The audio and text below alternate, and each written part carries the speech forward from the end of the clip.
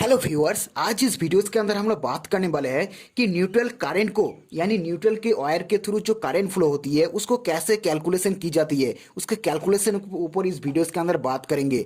तो देखिए, न्यूट्रल के बारे में या फिर न्यूट्रल वायर के बारे में जो हमारे दिमाग में या फिर मन में जो डेफिनेशन ये होती है कि न्यूट्रल वायर एक तरह से रिटर्निंग पाथ होती है किसी भी सर्किट का, और न्यूट्रल वायर के थ्रू कोई भी करंट नहीं फ्लो होती है, यही हमारी दिमाग में होती है। बट इसका जो प्रैक्टिकली अगर हम न्यूट्रल वायर में क्लैम्प मीटर के थ्रू चेक करते हो तो वहां पर आपको कुछ ना कुछ रीडिंग जरूर शो होगा, कुछ ना कुछ करंट जरूर फ्लो होती है, कुछ ना कुछ करंट का रीडिंग जरूर आपको दिखाई देगा क्लैम्प मीटर के थ्रू। तो न्यूट्रल वायर में करंट फ्लो होने के पीछे रीजन क्या होती है और किस कंडीशन में न्यूट्रल वायर में करंट ज़्यादा फ्लो होगा और न्यूट्रल वायर से करंट को किस तरह कम की जाती है, किस तरह रिड्यूस की जाती है, इसके ऊपर इस वीडियोस के अंदर step by step her topic के बारे में चर्चा करेंगे। तो वीडियो स्टार्ट करने से पहले मैं एक चीज़ बताना चाहूँगा, अगर आप इस चैनल पर नए हो तो इस चैनल को सब्सक्राइब कर लीजिएगा, पास से जो बेल आइकन है उसको भी प्रेस कर लेना, क्योंकि जब भी मैं नया वीडियो डालूंगा तो आपको जल्द से जल्द नोटिफिकेशन मिल जाएंगी। तो चलिए स्टार्ट करते हैं। तो देखिए, बेसिक से हम लोग स्टार्ट करेंगे कि हमारी न्यूट्रल वायर कहाँ से आती है। तो देखिए, इसके बारे में हम डिटेल में वीडियो बना चुके हैं। अगर आप इसके बारे में डिटेल में पढ़ना चाहते हैं, डिटेल में जानकारी प्राप्त करना चाहते हो तो डिस्क्रिप्शन में उसका लिंक मिल जाएगा, वहीं पे आप चेकआउट कर सकते हैं। फिर भी मैं इस वीडियोस के अंदर थोड़ा बहुत बता देती हूँ।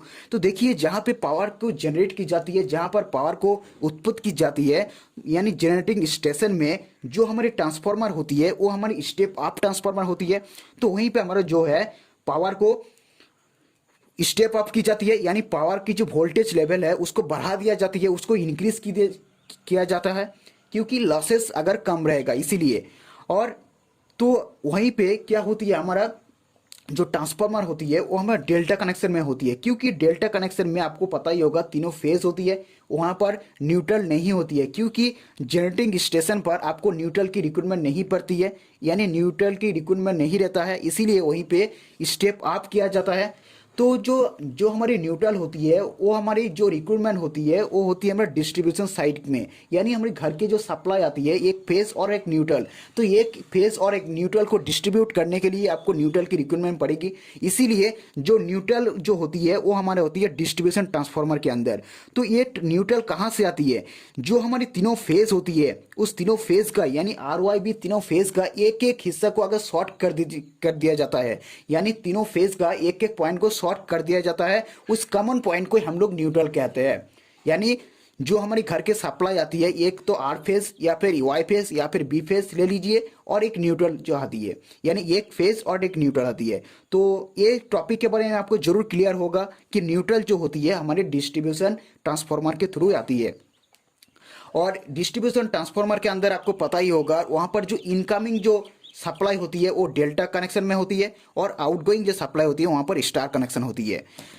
तो चलिए बात करते हैं कि आज का टॉपिक के बारे में, यानी जो न्यूट्रल के थ्रू जो करंट फ्लो होती है उसको कैसे हम लोग कैलकुलेट कर पाएंगे। तो देखिए, न्यूट्रल के थ्रू यानी R फेज के थ्रू या फिर Y फेज ले लीजिए या फिर B फेज के थ्रू जो करंट फ्लो होती है, मान लेते हैं कि 40 एम्पियर R फेज के थ्रू फ्लो हो रही है, Y फेज के थ्रू 40 एम्पियर और B फेज के थ्रू 40 एम्पियर करंट फ्लो हो रही है। तो इस कंडीशन में न्यूट्रल के वायर के थ्रू कितना करंट फ्लो होगा। तो मैं आपको बता दूं कि अगर हमारा जो सिस्टम है, हमारा जो फेज सिस्टम है, इस फेज सिस्टम के अंदर अगर जो बैलेंस करंट अगर फ्लो होती है, हर एक फेज के अंदर अगर बैलेंस करंट फ्लो होती है, तो उस कंडीशन में न्यूट्रल के थ्रू कोई भी करंट नहीं फ्लो होगा, यानी न्यूट्रल के थ्रू 0 एम्पियर की करंट फ्लो होगा। लेकिन हालांकि ये जो सिचुएशन है ये कभी भी संभव नहीं होती है, क्योंकि हर एक फेज के अंदर कभी भी सेम अमाउंट ऑफ करंट नहीं फ्लो होती है, यानी सेम बैलेंस लोड कभी भी, बैलेंस सिचुएशन कभी भी नहीं होती है प्रैक्टिकली। तो इसीलिए न्यूट्रल के थ्रू कभी ना कभी कुछ ना कुछ करंट रह जाता है, कुछ ना करंट जरूर फ्लो होती है अनबैलेंस लोड होने की वजह से। यानी हमारे घर के जो हमारी जो फेज सिस्टम है वहाँ पर आपको कभी भी बैलेंस नहीं मिलेगा, यानी बैलेंस करंट नहीं फ्लो होती है, वहाँ पर आपको अनबैलेंस लोड या फिर अनबैलेंस करंट फ्लो होती है। इसीलिए उस न्यूट्रल के थ्रू हमारा जो है कुछ ना कुछ करंट जरूर फ्लो होती है। तो ये जो करंट न्यूट्रल के थ्रू जो करंट फ्लो हो रही है इसको हम लोग कैसे कैलकुलेट कर पाएंगे उसके बारे में बात करते हैं। देखिए, न्यूट्रल के करंट कैलकुलेशन के लिए आपको एक फॉर्मूला को इस्तेमाल करना पड़ेगा, एक फॉर्मूला को आपको यूज करना पड़ेगा। वो होती है a square plus b square plus c square minus a b minus b c minus c a. ये जो ए बी और जो सी है ये हमारा रिप्रेजेंट करता है R Y B. A B और सी ये होती है हमारा आर वाई बी को वैल्यू को हम इस जगह पे पुट करेंगे, यानी ए के जगह पे हम लोग आर की वैल्यू पुट करेंगे, यानी आर फेस में जो करंट फ्लो हो रही है उसके वैल्यू को पुट करेंगे। बी के जगह पे हम लोग वाई फेस में जो करंट फ्लो हो रही है उसको पुट करेंगे, और सी के जगह पे जो हमारे बी फेस के अंदर जो करंट फ्लो हो रही है उसका वैल्यू को हम लोग पुट करेंगे। तो ये इस फॉर्मूला के थ्रू हम लोग बैलेंस लोड और अनबैलेंस लोड, यानी बैलेंस करंट फ्लो होना और अनबैलेंस करंट फ्लो होना, इस दोनों को हम लोग पुट करके देखेंगे जे जे न्यूट्रल के थ्रू न्यूट्रल वायर में कितना करंट फ्लो हो रही है। तो पहले हम लोग अनबैलेंस लोड में जो करंट फ्लो होती है उसको हम लोग इस फॉर्मूला के थ्रू पुट करेंगे। तो मान लेते हैं कि जो आर फेज के अंदर करंट फ्लो हो रही है 20 एम्पियर, बी फेज के थ्रू करंट फ्लो हो रही है हमारा 40 एम्पियर, सॉरी वाई फेज के थ्रू जो करंट फ्लो हो रही है वो हमारी 40 एम्पियर, और हमारे जो बी फेज के अंदर जो करंट फ्लो हो रही है वो हमारे 30 एम्पियर, यानी ए फेज आर फेज के अंदर 20, वाई फेज के अंदर 40 और बी फेज के अंदर 30। तो इसको वैल्यू को हम लोग पुट करते हैं। तो देखिए ए स्क्वायर जगह पे हम लोग क्या करेंगे 20 स्क्वायर, बी स्क्वायर जगह पे हम लोग क्या पुट करेंगे 40 स्क्वायर, और सी स्क्वायर जगह पे हम लोग क्या पुट करेंगे 30 स्क्वायर, माइनस ए बी मतलब ए गुनी बी, ए की जगह पे हम लोग 20 पुट कर देंगे, गुनी बी मतलब 40, सेम इसी प्रकार माइनस बी गुनी सी मतलब 40 गुनी 30 माइनस 20 गुनी 30। तो इसको कैलकुलेशन हम लोग कर लेते हैं। देखिए 20 स्क्वायर मतलब 400, उसके बाद आती है 40 स्क्वायर मतलब 1600, उसके बाद आती है 30 स्क्वायर मतलब 900। तो वैल्यू को सब पुट कर दिया। तो देखिए इसको कैलकुलेशन अगर करती हूँ तो कितना आती है 300।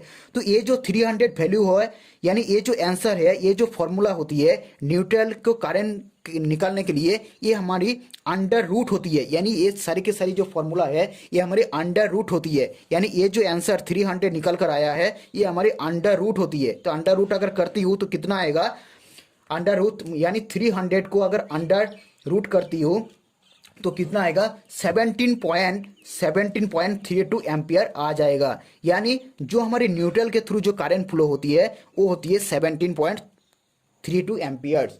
तो ये तो बात की हमारे अनबैलेंस लोड जब होती है तब की। चलिए बात करते हैं बैलेंस लोड की। अगर किसी भी वायर के अगर बैलेंस रहेगा, लोड अगर बैलेंस रहेगा, यानी बैलेंस एम्पियर अगर फ्लो होती है किसी भी फेज के अंदर, तो उसके बारे में पहले बात करते हैं। तो मान लेते हैं कि कंसीडर कर लेते हैं कि आर फेज के अंदर 40 एम्पियर की करंट फ्लो हो रही है, वाई फेज के अंदर भी 40 एम्पियर की, और बी फेज के अंदर भी 40 एम्पियर की। तो ये इस वैल्यू को हम लोग यहाँ पर पुट करेंगे। तो ए के जगह पे 40 square plus 40 square plus 40 square minus 40 गुनी 40 माइनस 40 गुनी 40 माइनस 40 गुनी 40।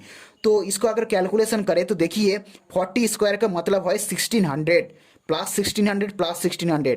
इसके भी यहाँ पर भी जब माइनस करेंगे, यानी जब मल्टीप्लिकेशन करेंगे तो कितना आएगा माइनस 1600 माइनस, तो प्लस 1600 माइनस 1600 हम लोग क्या होगा कैंसिल हो जाएगा।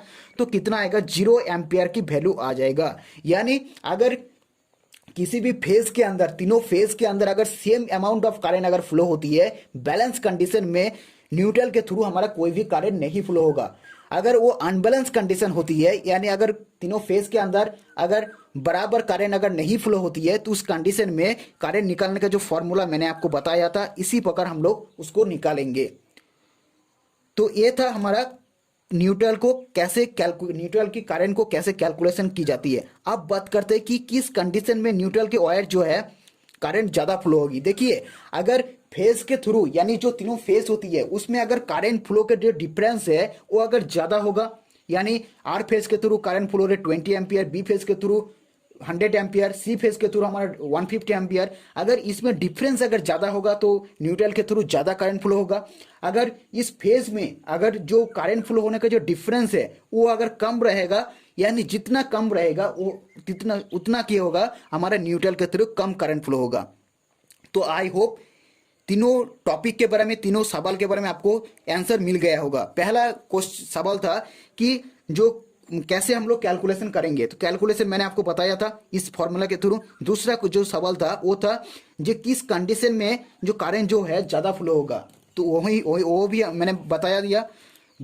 चौथा जो तीसरा जो क्वेश्चन था जी, कैसे हम लोग रिड्यूस कर पाएंगे, तो रिड्यूस एक ही तरह से होगा, वो होगा अगर जितना हो सके फेज के थ्रू हम लोग बैलेंस रहता है, यानी अगर मान लेते हैं कि बी फेज में ज़्यादा लोड है, ज़्यादा एम्पियर फ्लो होती है, तो उसको क्या करना है, बी फेज के कुछ लोड को निकाल कर वाई फेज के साथ जोड़ देना है, इस प्रकार आपको बैलेंस कर लेना है। तो जितना हो सके बैलेंस अगर रहेगा तो उतना कम हमारा जो है न्यूट्रल के थ्रू करंट कम फ्लो होगा।